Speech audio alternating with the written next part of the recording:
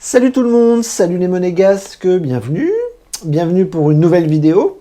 Alors, une nouvelle vidéo, c'est la fin, c'est la fin de saison, il n'y a plus de match, il n'y a plus rien, ça fait une semaine que c'est fini.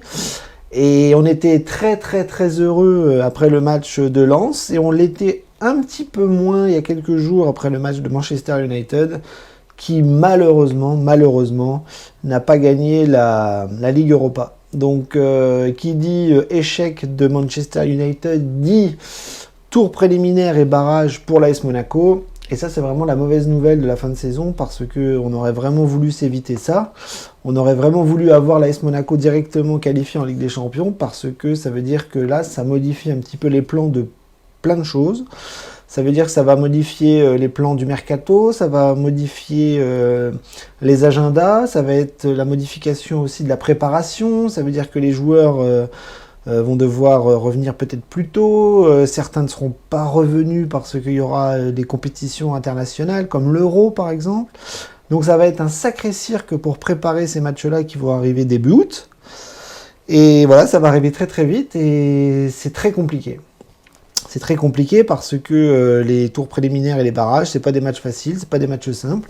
Monaco l'a déjà vécu il y a quelques années avec la formidable saison qui avait découlé de ça. On se souvient avec les Falcao, les Germain, les Mbappé, etc. La formidable saison avait vu Monaco aller en tour préliminaire et je me souviens qu'on avait joué une équipe turque. Et puis on avait connu le chemin absolument exceptionnel que l'on connaît tous. Donc on y revient, on y retourne, et du coup ça fait chier parce qu'on aurait voulu avoir une saison un peu plus calme au niveau estival, avec le mercato, la préparation et le début du championnat. Bon, c'est pas le cas, il faudra que Monaco y aille, et là pour le coup, Paul Mitchell, Oleg Petrov et Rybolovlev vont devoir faire et Kovac bien sûr, vont devoir faire un été flamboyant pour arriver à nos objectifs qui vont être très hauts dès le départ.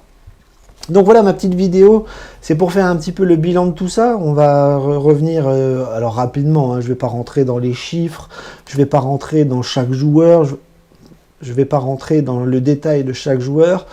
Et du coup, on va voir un petit peu grossièrement, vulgairement, comment ça s'est passé. Et pourquoi pas imaginer ensemble la suite des événements, parce que ça y est, on a les objectifs de l'année prochaine et ils sont très élevés à mes yeux et à mon goût. Et j'espère que pour Paul Mitchell et Kovac, ça sera la même chose.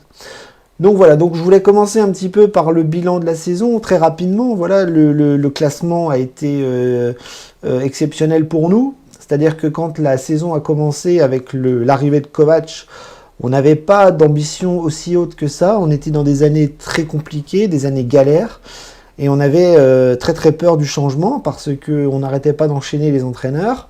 On n'y arrivait pas, on n'y arrivait plus. Ça fait plusieurs années que Monaco était au fond du trou au niveau de ses ambitions. Et on avait même frôlé la Ligue 2 il y a quelques années.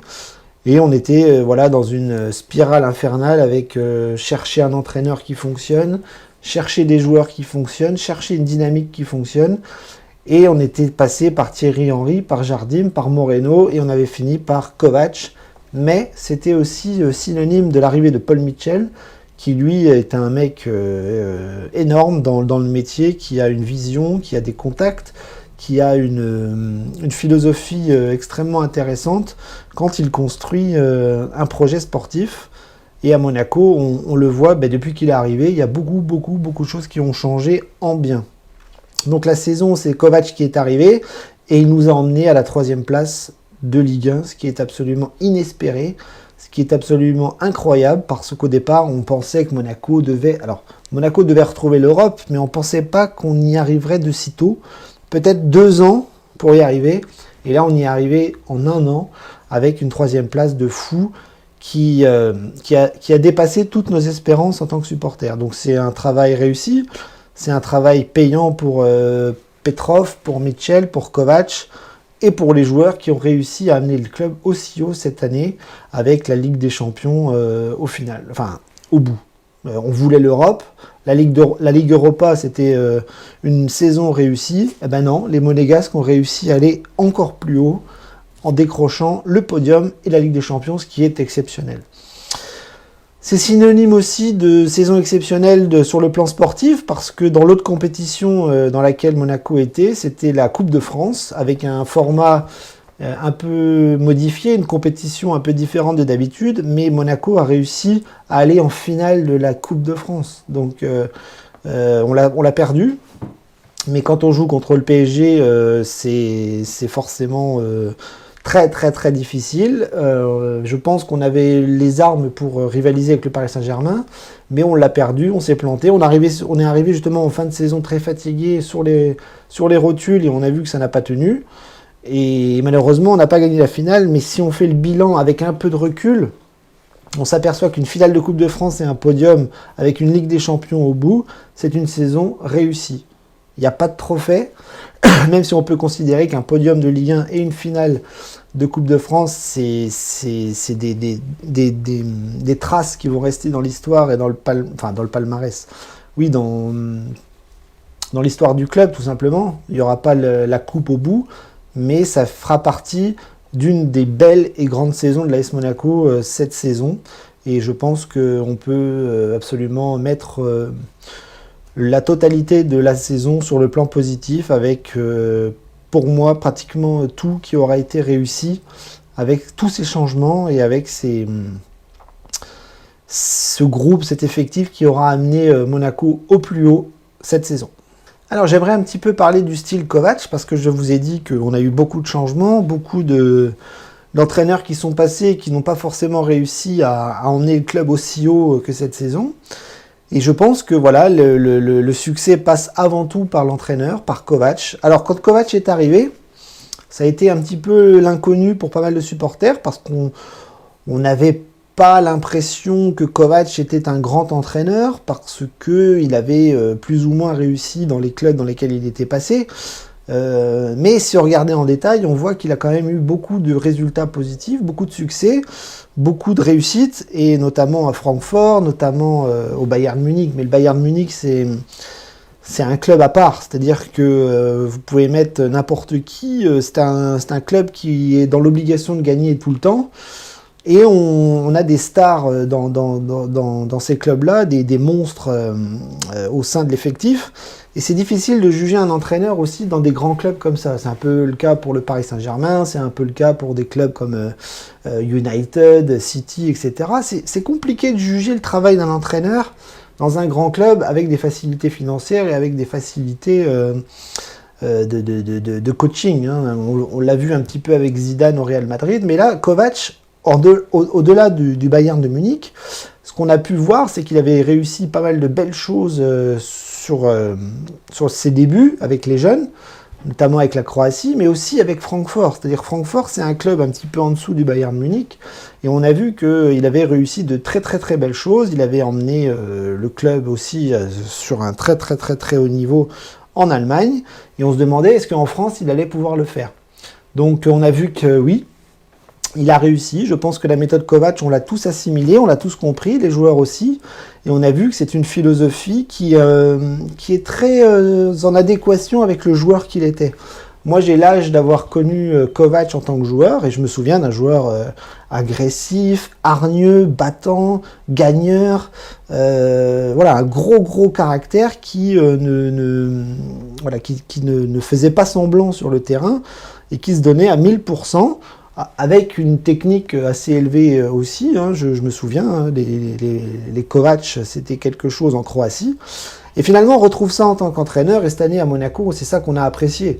C'est-à-dire la mentalité à donner aux joueurs sur le terrain, c'est-à-dire l'agressivité, le pressing, l'endurance, l'envie de gagner, l'envie de presser, l'envie de ne rien lâcher. Enfin, toute cette philosophie et cette mentalité qui manquait un peu à Monaco ces quelques années.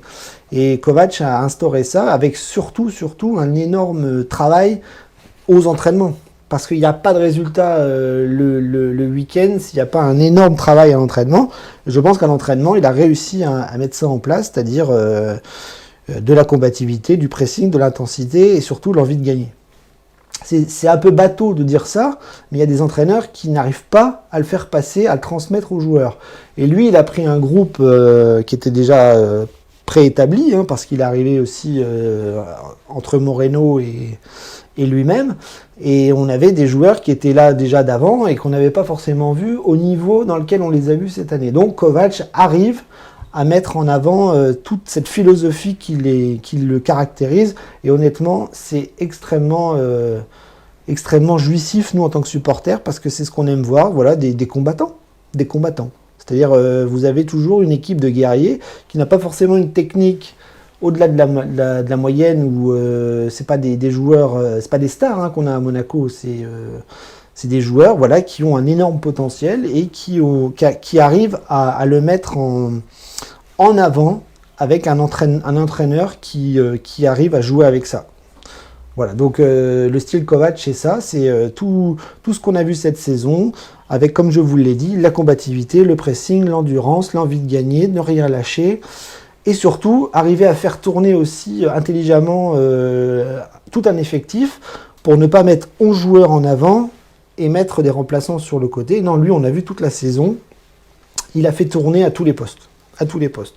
Gardien, défense, milieu de terrain, attaque, ça tournait tout le temps et tout le monde était impliqué, et ce qui a donné les résultats qu'on connaît. Voilà, donc merci d'être allé chercher Kovač à l'AS Monaco, et on espère que l'année prochaine, on montera d'un cran. Alors maintenant, je voulais mettre un petit peu en avant les joueurs, parce que on a vu quand même pas mal de joueurs tourner cette saison, et je voulais donc mettre un petit peu en avant les tops et les flops. Alors c'est compliqué parce qu'il n'y aura pas beaucoup de flops cette saison, puisque le groupe a atteint tous ses objectifs, même au-delà de ce qu'ils attendaient au départ. Et donc on se retrouve avec quand même un ensemble, alors j'ai tout l'effectif qui est là, et on se retrouve avec tout un effectif qui a été vraiment très très très intéressant. Même ceux qui étaient moins bons à Monaco les années passées ont réussi à monter un petit peu leur niveau avec Kovač. Je sais pas, je pense à Maripane par exemple, je pense à Badiachil, à Tchouaméni, à tous ces gens-là qui étaient un petit peu en dessous avant, et puis qui lui a réussi à les mettre en valeur. Donc les tops, j'ai pas envie de mettre de trop de joueurs en avant, mais ça a été quand même l'ensemble des joueurs qui a réussi à s'imposer et à faire des performances exceptionnelles tout au long de la saison. Donc on parle beaucoup de Tchouaméni qui s'est imposé comme un milieu de terrain excellent en Ligue 1. Même Fofana qui a réussi un petit peu à se mettre comme ça dans ce binôme et ce duo qui a bien fonctionné. Mais je pense voilà, à des joueurs comme Maripane qui a monté son niveau, Ben Yedder qui a continué à marquer. On a vu que l'achat de Volland a été payant. Voilà, c'est extrêmement intéressant. Alors, on a vu beaucoup de lacunes en début de saison parce qu'on a pris beaucoup de buts, on en a marqué beaucoup aussi, mais c'était le temps que Kovač mette en place son système et sa philosophie. Mais c'est monté en puissance comme ça. Et c'est ça qui est fort dans le sport, c'est justement d'arriver à avoir une marge de progression. Souvent, il y a des équipes qui commencent fort et qui tombent, des équipes qui restent au même niveau. Mais d'avoir un groupe qui commence fort, parce qu'on a quand même commencé fort la saison avec des résultats positifs et des victoires, hein, rappelez-vous, on avait quand même pas mal de points dès le début. Mais nous, on est monté, et puis après la trêve de Noël, où ça a été un peu compliqué, on a enchaîné avec des mois en 2021 de fou. Mais au niveau des joueurs, je vous le dis, ça a été extrêmement intéressant. Caio Henrique, ça a été une réussite. Tous les milieux de terrain, donc je vous ai cité, qui étaient vraiment très très forts. On a vu le petit Matazo qui lui a même réussi à s'imposer sur certains matchs. Devant, donc je vous l'ai dit, bon, le devant c'était un petit peu compliqué parce qu'on n'a pas pu compter sur les remplaçants avec nos jeunes. Parce que si je devais citer justement des flops de la saison, c'est surtout au niveau de la jeunesse comme Pellegrini ou Goebbels qui n'ont pas réussi à s'imposer cette saison et qui n'ont pas réussi à s'imposer du tout parce qu'ils jouaient quasiment pas. Donc on a dû tourner devant avec Jovetic, Ben Yedder et Volland, et on a vu que ça a fonctionné. Même Jovetic qui est parti, hein, donc ça on en reparlera un petit peu après, mais même Jovetic a réussi à faire de très beaux matchs, de très belles performances quand il est rentré et quand il a pu jouer. Donc Volland, Ben Yedder, voilà, au top niveau. Et puis le reste, vous les connaissez tous, hein, c'est-à-dire Badiachil qui a réussi à s'imposer, Dissassi, Maripane, Sidibé Sidibé qui était nul depuis quelques années, qui a réussi à se remettre la tête à l'endroit et au niveau, ce qui est quand même exceptionnel. Donc vous voyez que Kovac a réussi à tirer tout ce petit monde-là vers le haut, à part justement les jeunes qui ont peut-être moins joué, comme je vous l'ai dit, Pellegrini, Goebbels, et puis d'autres, voilà, qui d'autres, Aguilar a eu du mal. Aguilar, lui, pour le coup, il a commencé très fort, et puis il s'est un petit peu éteint. Donc là, je parlais de progression de l'équipe. Eh bien, il y a des joueurs qui, eux, ont fait un petit peu l'inverse, qui sont un petit peu descendus comme ça.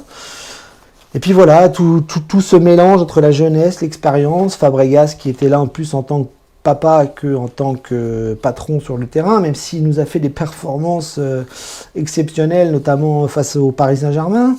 Donc vous voyez, tout ce petit monde-là, jeune, vieux, devant, derrière, milieu de terrain, a été tiré vers le haut. Et pour moi, les tops sont plus nombreux que les flops, en espérant que l'année prochaine, on n'aura pas de flop du tout et que tout le monde sera encore plus fort que la saison passée. Donc, c'est très rapide, voilà, les top joueurs, c'est quasiment tout le monde. Après, si on devait en choisir un, oui, c'est vrai que médiatiquement, Tchouaméni a pris un petit peu la lumière au sein des médias français. Mais voilà, il y en a d'autres. Hein. Caio Henrique a été aussi très très apprécié, notamment par des grands clubs qui le regardent maintenant. Et puis Folland qui a fait aussi de très belles statistiques, de très beaux matchs, même si sur la fin il était un petit peu fatigué. Puis après d'autres joueurs un peu plus stagnants comme Gelson Martins, comme Diatta qui n'a pas encore réussi à s'imposer, mais qui on l'espère s'imposera l'année prochaine, un peu plus. Diatta, je sais que beaucoup de supporters le voient comme un flop, mais j'essaye de lui laisser encore un peu de temps. Je l'ai fait avec Pellegrini. Pellegrini, on voit que c'est compliqué physiquement, c'est compliqué peut-être dans l'extra sportif, je n'en sais rien, mais il n'arrive pas à s'imposer. Moi, j'avais beaucoup d'espoir en lui et finalement, ça ne fonctionne pas. Donc peut-être qu'il ne sera plus là l'année prochaine, il sera peut-être prêté, il sera peut-être vendu, j'en sais rien. Mais ceux qui n'ont pas marché de trop cette saison, j'espère qu'on leur laissera du temps et qui peut-être exploseront dans les saisons à venir. Pourquoi pas l'année prochaine avec la Ligue des Champions, enfin Coupe d'Europe, Coupe de France et Ligue 1 à gérer. Donc voilà, au niveau des joueurs, on a vu le petit Majeki dans les buts qui a fait des bons matchs, des moins bons matchs en Coupe de France. On a vu tout le monde. Hein. On a vu tout le monde. Matsima qui nous a fait une belle impression. Même Fodé Ballo-Touré qui n'a pas les faveurs du public monégasque a réussi à nous amener quelques points et quelques bonnes performances en fin de match.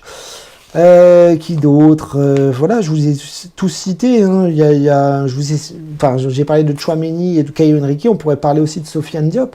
Sofiane Diop qui incarne vraiment ce que Monaco veut faire avec les jeunes, c'est-à-dire une marge de progression de fou avec une saison exceptionnelle, même si sur la fin il a été blessé par nos amis lyonnais. Et donc voilà, je ne vais pas tous les prendre, je ne vais pas tous les citer, mais on voit que ça a été quand même majoritairement un ensemble de top au sein de l'effectif, avec très très peu de flops, qui, on l'espère, redeviendront des tops l'année prochaine. Alors, on va un petit peu parler mercato, parce que là, on va rentrer dans le dur dans 2 semaines. Le mercato commence le 9 juin, et moi, je vais être à fond dedans, tous les clubs vont être à fond dedans, tout le monde va regarder qui part, qui arrive. Et nous, la grande excitation, ça va être la Ligue des Champions, parce que quel mercato on va faire par rapport aux objectifs atteints. Si on n'avait pas eu d'Europe, je pense que ça n'aurait pas eu le même mercato qu'avec l'Europe. Et la Ligue Europa, c'est pas la Ligue des Champions. La Ligue des Champions, c'est pas la Ligue Europa. Alors attention, la Ligue des Champions, on n'y est pas encore, malheureusement. Je vous l'ai dit tout à l'heure. Mais si on y va... Enfin, je pense pas que Mitchell va faire une grande différence avec les joueurs ciblés entre la Ligue Europa et la Ligue des Champions. Mais la Ligue des Champions peut permettre certaines négociations plus faciles. Parce que vous pouvez attirer des joueurs qui auront envie de se montrer, et pas des petits joueurs, des gros joueurs, des grands joueurs. Alors j'ai une théorie sur le mercato de Mitchell. Moi j'ai l'impression que ce mec-là n'est pas très enclin à signer des noms, à signer des stars, à signer des joueurs bankable, comme on dit. Au contraire, je pense que Mitchell, c'est le genre de mec à signer des joueurs que l'on ne connaît pas, mais qui sont très bons. Et on l'a vu avec Caio Henrique l'année dernière, il a été chercher un mec qui arrivait d'on ne sait où, qui jouait pas forcément dans un championnat majeur, qui n'avait pas forcément brillé sur le continent européen. Et puis on a vu à quel point il était bon, à quel point il était doué, et à quel point il pouvait apporter un plus à l'équipe. Donc je pense que le mercato estival de Mitchell, ça va être un peu ça. Ça va être des joueurs qu'on ne connaît pas beaucoup, qu'on connaît très peu, mais qui ont une valeur et qui ont beaucoup de qualité. Ce qui va permettre à Monaco d'avoir des renforts et pas des recrues pour monter d'un cran le niveau de l'année dernière qui était déjà très bon. Mais quand vous allez en Ligue des Champions ou en Ligue Europa, vous êtes obligé de monter d'un cran, puisque de toute façon, vous avez une compétition en plus, vous avez des matchs d'un niveau supérieur, et donc il va falloir un effectif plus grand, plus gros, plus fort, plus costaud. Donc moi, j'ai compté un petit peu, là, dès le mois de juin, on va avoir les retours de prêt aussi. Donc on a un effectif qui reste énormissime. J'ai compté 39 joueurs par rapport aux joueurs qui vont revenir. Et donc, il va falloir que Mitchell et Kovac fassent le tri là-dedans, parce qu'il y en a qu'on va garder, il y en a qu'on va pas garder, il y en a qu'on va vouloir voir, il y en a qu'on va pas vouloir revoir. Et puis, il va falloir faire venir des joueurs. Donc, si vous êtes à 39, si vous signez des joueurs, on parle en ce moment de, je sais pas, et visiblement, le club voudrait signer 4 gros joueurs pour l'effectif, ce qui pourrait être un par ligne. Un gardien, un défenseur, un milieu, un attaquant, des gros morceaux pour la Coupe d'Europe. Donc il va falloir dégraisser tout en gardant un effectif un peu plus consistant que cette année. Donc il y a les retours de prêt, on pourrait les citer. Hein. Il y a Loïc Badiachil, il y a Pavlovic, il y a Marcelin, il y a Zagré, il y a Georges, il y a Barreca. Donc vous voyez, tous ces joueurs-là, on va peut-être pas les garder. Il y a Biancone, il y a Aoulou, il y a Pelé, il y a Bon Giovanni, Keita Baldé, Onyekuru, alors lui, il y a Gildias, il y a Moussaba, et tous ces joueurs-là vont revenir, et on va voir un petit peu par rapport à leur performance de l'année dernière, par rapport au projet à mettre en place, est-ce qu'ils vont rester, est-ce qu'ils vont partir, on ne sait pas. Dans les noms que je viens de vous citer, il n'y en a pas beaucoup que moi personnellement je garderais, parce que j'ai pas l'impression qu'ils ont le niveau pour le nouveau Monaco qui va être celui de l'année prochaine, avec rester sur le podium, faire une belle prestation en Coupe d'Europe et continuer le chemin dans une Coupe nationale. Donc vous voyez, des objectifs très très importants.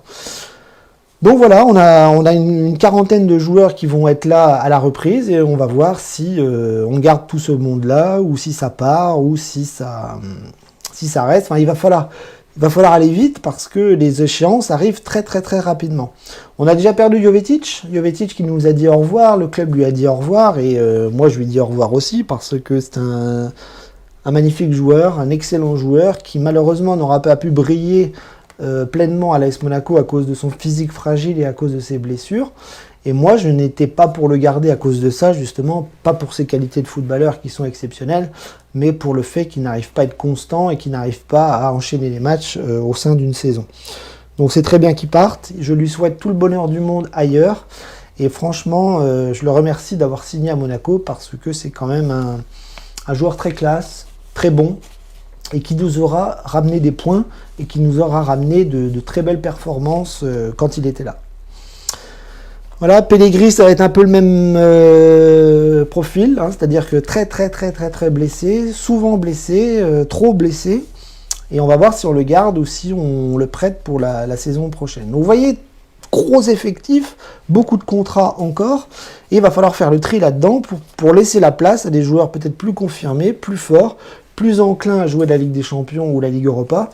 Et tout ça, ça va être le boulot de Paul Mitchell qui qui doit y être là dès maintenant pour arriver à construire un groupe et un effectif en adéquation avec la philosophie de Kovac. Ça va être plus simple que l'année dernière, mais ça va être très compliqué parce que le mercato, les négociations sont difficiles. Monaco, c'est pas Paris, Monaco, c'est pas City, Monaco, c'est pas Barcelone, Monaco, c'est pas Munich, mais on a des atouts, on a des choses à faire valoir, on a vraiment une vitrine absolument magnifique à mettre en avant pour les jeunes, pour les joueurs de foot, parce qu'avec le centre de formation, avec tout ce qui a été construit là depuis quelques années à Monaco, on est en train de se structurer de façon merveilleuse. Donc quel mercato, je ne sais pas. Je ne sais pas, il y a déjà des noms. Hein. Vous avez remarqué dans les médias, quand la saison est terminée, ça part dans tous les sens. Les entraîneurs, les joueurs, qui part, qui vient.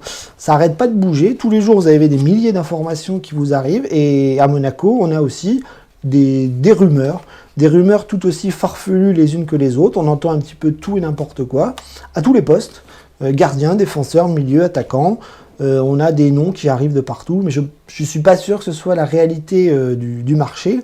Et je pense que Paul Mitchell, c'est quelqu'un qui travaille dans l'ombre, et Monaco a toujours travaillé dans l'ombre. Et c'est pas vraiment ce genre d'informations qui fuitent facilement. Donc je pense que les joueurs qui vont venir à Monaco, on les connaît pas.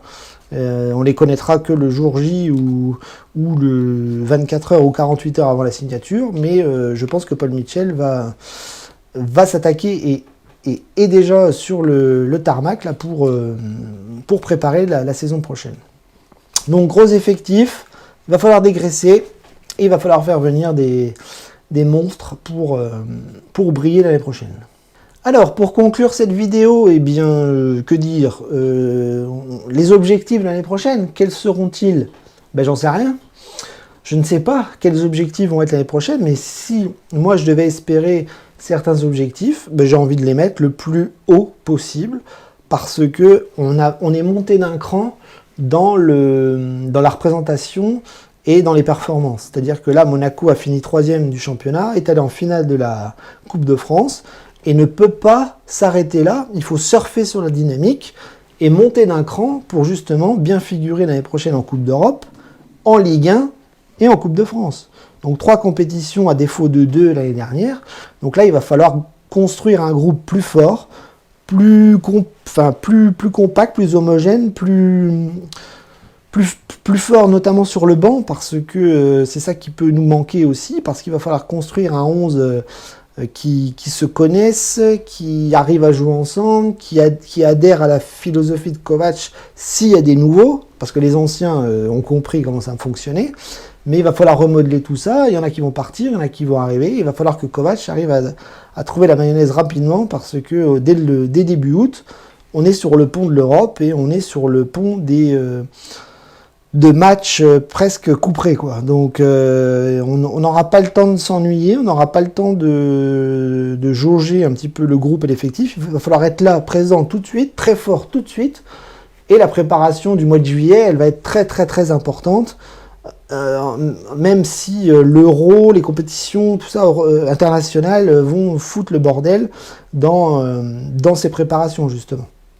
Tout le monde ne sera pas là au même moment, ils vont arriver au compte-gouttes, fatigués, il va falloir qu'ils prennent des vacances, et dès le début août, il faudra avoir un 11, un effectif quasiment prêt pour se frotter à la Ligue des Champions. Donc, pas facile, les objectifs, moi j'aimerais vraiment que Monaco reste sur le podium de Ligue 1 l'année prochaine. Ça, c'est l'objectif prioritaire en Ligue 1 dans la compétition française. On ne peut plus redescendre. On ne peut pas avoir je ne veux pas voir l'AS Monaco 4e, 5e, 6e, 7e l'année prochaine. Il faut qu'elle soit dans les 3 premiers. Je ne dis pas qu'on va concurrencer le Paris Saint-Germain comme cette année, parce que ça a été une année particulière avec le Covid et compagnie, mais Monaco se doit d'être dans les 3 premiers. Donc ça, c'est la Ligue 1. Et en Coupe d'Europe, j'espère que Monaco va passer les tours préliminaires et les barrages et va faire une belle Ligue des Champions, qu'on ne va pas faire une Ligue des Champions comme certains clubs français l'ont fait les années passées, en s'écroulant tout de suite avec 0 points, avec 3 points ou je ne sais pas quoi sur 6 matchs. Non, il faudra que Monaco soit au niveau en Ligue des Champions. Pourquoi pas passer après les phases de groupe si on y est, bien sûr. Mais c'est valable aussi pour la Ligue Europa. Ce que je vous dis là, c'est valable pour la Ligue des Champions et la Ligue Europa. C'est-à-dire qu'en Coupe d'Europe, nous devrons faire un joli parcours. Et un joli parcours, c'est se qualifier dans les groupes. Et après, on verra. Ça, je ne peux pas savoir, je ne peux pas parler de finale de Coupe d'Europe l'année prochaine, ça serait complètement débile. Mais mes objectifs à moi, c'est podium de Ligue 1, sortir des phases de groupe dans les Coupes d'Europe, quelles qu'elles soient. J'ai même envie de dire, si on est en Ligue Europa, d'aller le plus loin possible, parce que peut-être que Monaco aura peut-être plus un groupe en adéquation avec la Ligue Europa que la Ligue des Champions, qui est très très très très difficile. mais ça, c'est de la science-fiction, je ne sais pas. Et en Coupe de France, toujours pareil, si on n'affronte pas le Paris Saint-Germain, aller le plus loin possible. Monaco se doit d'aller en finale de la Coupe de France chaque année. Chaque année. C'est fini les années noires, c'est fini les années difficiles. Avec Kovac, avec Mitchell, avec Petrov et avec tout ce monde-là, nous devons aller le plus loin possible dans toutes les compétitions, sauf la Coupe d'Europe qui, bien sûr, est une compétition à part, très très très difficile. Vous connaissez les ingrédients qu'il faut mettre. Voilà, c'est tout. Moi, ce que je souhaite aussi l'année prochaine, c'est le retour des spectateurs dans les stades, parce qu'on va en avoir besoin. On va avoir besoin de tout le monde pour pousser l'équipe le plus loin, le plus haut possible. Et maintenant, ben voilà, à Paul Mitchell de jouer, à Oleg Petrov de jouer, à Rybolovlev de jouer. Sortons l'argent, sortons les plus beaux attraits pour attirer des beaux et des grands joueurs à l'AS Monaco, parce que Monaco est de retour sur le plan européen, sur le devant de la scène française. Donc il y a tous les ingrédients pour faire une belle et une grande saison l'année prochaine. Dagemonegu, j'essaye de faire des vidéos quand le mercato bougera sérieusement. On va pas commenter les rumeurs à la con sur les réseaux sociaux qui sont souvent un petit peu débiles ou fausses. Donc voilà, dès qu'on a des infos, dès que le groupe bouge, dès qu'on a des mouvements, on essaiera de faire une petite vidéo sympa cet été.